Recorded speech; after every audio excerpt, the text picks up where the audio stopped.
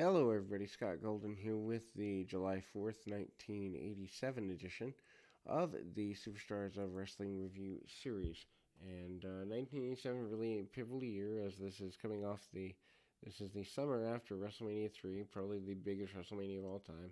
Please don't feed me that junk about 17 being bigger or any of the modern stuff being bigger. When it comes to mainstream publicity, 1987 far, far bigger than anything in the modern era. Anyway, we are moving kind of forward through that, and we try to add to the Superstar series wherever and whenever we can. Obviously, we kind of moving forward when stuff is available to check out, and we continue in our 2600 deep edition here of wrestling. Old school, new school, all points in between, and ultimately making that run here. This is the, as mentioned, 7/4 1987 edition, including B. Brian Blair and Jim Brunzell as guests on the Snake Pit. Also featuring the second Ted DiBiase vignette. DiBiase pays off a swimming pool attendant to clear the public pool full of children so that DiBiase could use it all to himself. It also includes footage of superstar Billy Graham training for his comeback, with Butch Reed and Slick commenting on the footage, and Reed saying he wasn't impressed, featuring brief footage of a match between the Jumping Bomb Angels and the Glamour Girls on the June 24th Louisville live event. Randy Savage and Miss Elizabeth defeating Sonny Rogers 141 with 1 foot pin after hitting the flying elbow smash. Savage still not quite fully a babyface, although that will come by around September, October, but needless to say, Randy Savage still crazy as ever. Miss Elizabeth is standing by her man in whatever way she can. Randy Savage is obviously a major force after the WrestleMania loss 2-1. Ricky the Dragon Steamboat, I believe, still already gone at this time.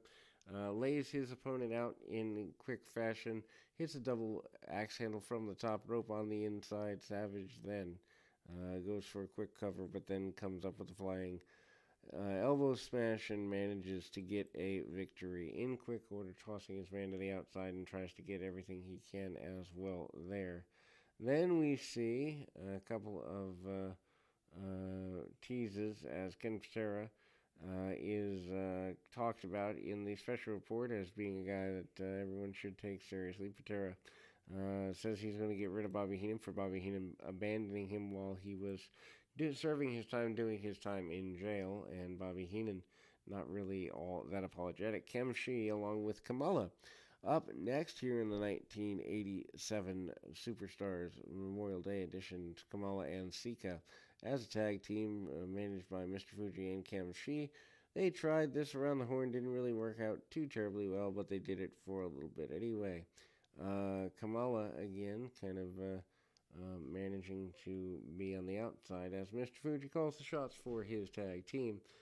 Sika, of course, the father of Roman Reigns. Sika, one half of the Wild Samoans. I don't know where this team was supposed to go, but it didn't end up going there. Kamala and Sika with Mr. Fuji and Kem Shi defeating Jim Powers and Mario Mancini, 155. Kamala pinning Mancini with a splash following the Samoan drop from Sika during the bout.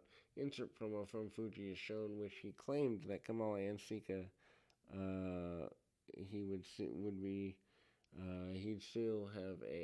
soon have a new wrestler known as Bam Bam. Of course, that tease for Bam Bam Bigelow to be the next in a series of Fuji's individuals. Of course, the Samoan drop and the headbutts, as well as the leapfrog and the big splash from Kamala, the main moves there. Then we go to Tito Santana against Terry Gibbs. Gibbs, of course, a enhancement talent regular. Gibbs, Santana, basically relatively new to the Strikeforce tag team, or at least thereabouts. I don't know that the team had been officially set forth yet, but pretty well there. Also, the Honky Tonk Man talking about wanting to get his hands on Jake the Snake Roberts after the Snake Pit event, and the Intercontinental Champion, the Honky Tonk Man, is also there hyping the deal with Peggy Sue and the involvement of Peggy Sue coming into this particular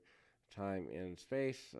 The run of the mill with Gene Okerlund. Gene Okerlund doing all the inset promos at the time. Also, Ted DiBiase saying he will pay anything to have the kids thrown out of the pool. He does go and pay for the kids to literally be thrown out of a public pool, and he is able to lounge. The $1 Million Man thing is a phenomenal run, beginning in, I believe, May or June of 1987.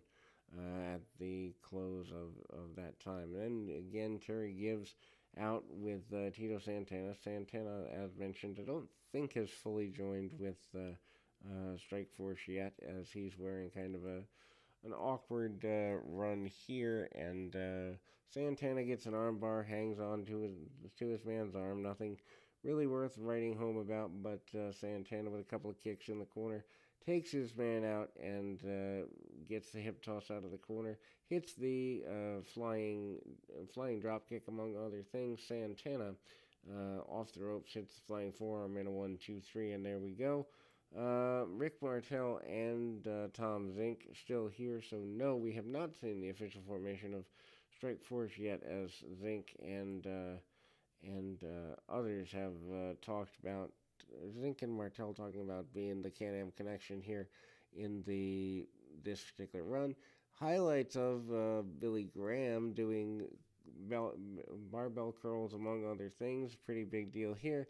Killer Khan in an enhancement match. Mr. Fuji also managing Killer Khan. Khan with some punches, kicks, chops, and I believe, ultimately, Outback Jack is the main focus for the adversary for one Killer Khan at this particular juncture, although that's not exactly a good thing for Outback Jack by any stretch of the imagination, as Killer Khan certainly not in any need to take a loss to him.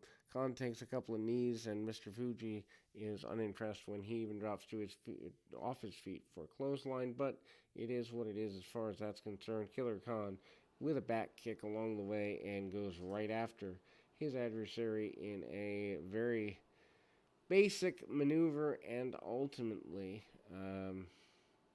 we see Killer Khan managing to get back into a decent enough run, and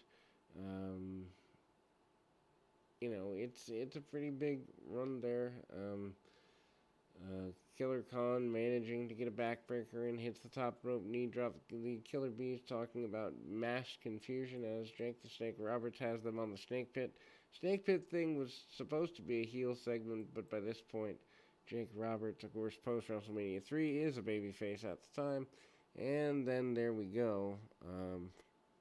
Towards the next run, another enhancement match here. Brutus the Barber Beefcake doing his babyface turn post deal here.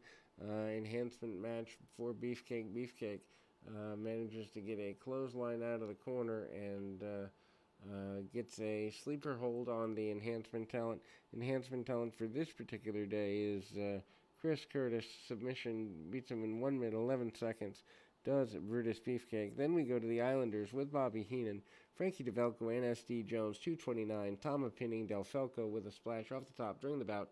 Insert promo with Heenan is shown where he claims that he would soon have a guy known as Bam Bam. Of course, the hype for managers fighting for Bam Bam Bigelow is a direct result of or a direct ripoff of the Randy Savage having people fight for him about 2 years earlier. A little bit more than that, but and of course that ended up being Elizabeth. Somehow Cheryl Oliver Humperdinck and Elizabeth don't compare well. Obviously, we remember that in fact British Beefcake does manage to get tied up, and there is highlights of Mr. T at localized events. Again, the Islanders in control with Bobby Heenan, saying that he's taking over for Bam Bam soon to come. And ultimately, then there we go back to after the big splash. Basically, the Islanders are doing the Samoan SWAT team only in the WWF this time. But needless to say, Haku comes off with a huge clothesline along other things, and ultimately managing to get things going there.